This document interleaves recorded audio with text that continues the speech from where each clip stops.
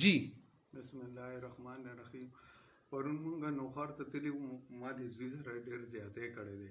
او مونږ پې باندې راپورټ وکړو. څه زیاتې شوې او ته د کوم ځای اوسېدونکی زه د تنګي خټک یم او د ستا د ماشوم سره څه زیاتې شوې؟ د سره یې خراب کار کړی دی، په بانه باندې یې بوتلی دی، د سټی نیولی دی، اپل یې رټ ته درنه کړی دی. دی خو پاک ماشوم دی، د 12 کالو دی او نه د هغه د اټیکو مونږ ورسره نه څه دښمني وه، نه مو ورسره څه زیاتې کړی دی او مونږ ورته وی یاره لکه اخر وجه څه ده، خانان رالو، واجد علي رالو، سفارش یې کولو، یاره راځئ مونږ سره روغ وګئ. بل څوک راغل؟ بختیار خان راللو، راځئ د دې لار شته دی. ما یو بالکل یې لاره شته دی او ما یې داسې کار دی لا بېستونو چې ولاړ دی الله، ما یې د هغه نه غټه او دا کار ورسره چا کړو؟ د هغې نومونه مو ووایه. د علي نواز ورسره د پلار نوم یې څوک؟ د پلار نوم یې رب نواز. او دا تنګي خټک اوسېدونکی دا د تنګي خټک اوسېدونکی دی او ما لکه کډم د کلي نه دې دپاره راوچته کړي چې زه په دې بچو تعلیم وکړم او لکه سبق پې ویایم چې کله را چوټي شي نو دی زه مدرسې ته واستومه، لکه د کلي نه مې بچ کړي دي. خو بیا هم خیر سړی ښې بدې ته ځي، لکه ښې بدې ته دی ترور کا رتلی دی او ده ورسره ډېره ناجایزه کړې ده، په بانه باندې لار بنده وه، ورته یې راځه په دې لار لاړ شه، نو بس دی د سټی نیولی دی او دننه کړی دی. نو مونږ وایو چې د مونږ د شرم تپوس ترې نه وشي، مونږ ډېر غریبانان یو، بېوسه یو او دا مالداره خلک ته دي. ای دغه کوي پرون راغلي سفارش دپاره دی، ای ټول سفارش یې کوو نن مونږ ته د ای د مالت هېڅوک هم نه دي راغلي. چې چا چا شفارس کول د هغې نومونه مو وایه. واجد علي او بختیار خان دی دواړه راغلي دي او حضرت حسین پټواري دی راغلي دي چې یاره لکه تاسو دغه وکئ، تاسو به مونږ ته پیله نه ویلي، مونږ به مو دا خبره نو واره دوی شرمېدل نه چې په داسې هلک سره ماشوم سره زیاتې کړي او دې شفارس کې راځي؟ نو ما ورته وی یاره دا ټایم د دې خبرو نه دی، لکه داسې کار دی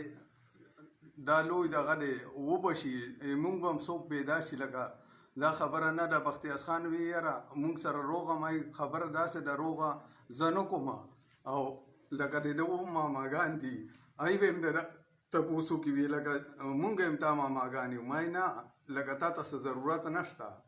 خو داسې کار دی لکه د بېستونو چې ولاړ دی هغه مونږ سره شته دی، الله د هغه نه غټه هستي بله ته څه مطالبه کوې؟ د څه سزای موت پکار دی؟ څه پکار دی؟ زه یم چې سزا ده ته داسې سزا ورکړي چې بل ته نه عبرت والي په دې ځل نوخار کې چې بل چا سره دی داسې سبا به په دې لار د مونږ زنانه روانه وي، رور تربور به مو رواني، بل به رواني، دی به یې رانیسي، داسې کار به ورسره کوي. او ستاسو خانان به ولایي شفارس ته بیا او کوي؟ سفارش ته به کوي. نو سفارش کوي پولیس کاکا ستا نوم سره او ستا دا وړوکی سره دا چې زمان غلام رسول دی،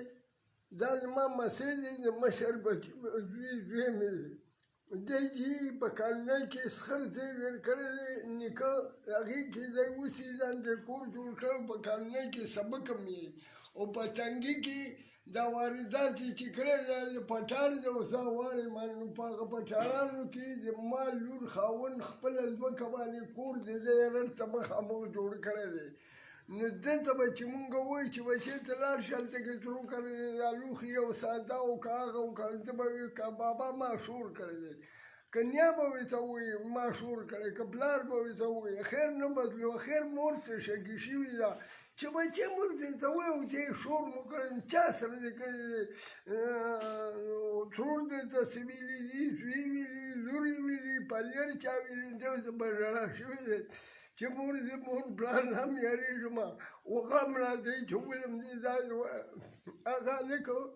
رب نواز دوی ما تنګی کړی مې یو ورځ یې په زوره رډ ته بخت نه کړی ما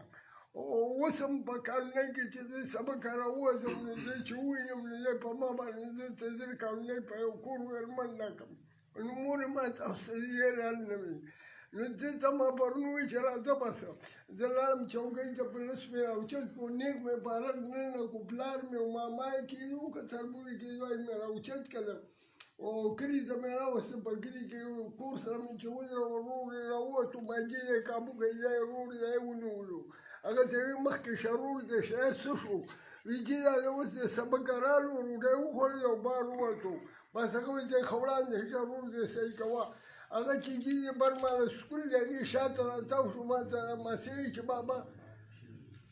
مثلا مسیح چې بابا دغه زرار پولیس مې گرفتار کوي دغه ځای نو ویني بس رام وسوکین دغه تاړي ته نو خار ته په تاړه کې مې چو ورځولو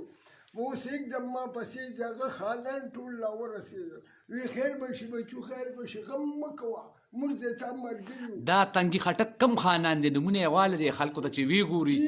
چې دا په دې شفارسو کې راځي بختیار خان شوکت علي واجد علي حضرت حسین پټواري سره یې منګړ کې او دا نور داسې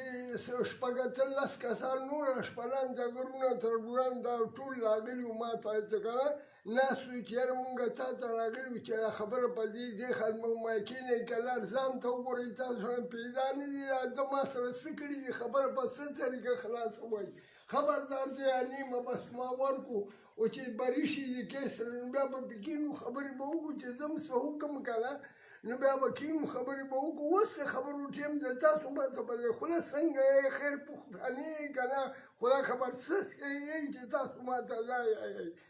یو بل را سره دغسې کار کوئ زه یو غریب سړی یم او ما که بچي پرې شو خو خانان وې تاسو به دغه مې پرې شو تاسو به مالت کې چېرې ما د بچو به خیال وساتئ نو خیال دا دی چې په ما باندې او دا سړی وایي شپې راخلئ په ما سره ظلم کوئ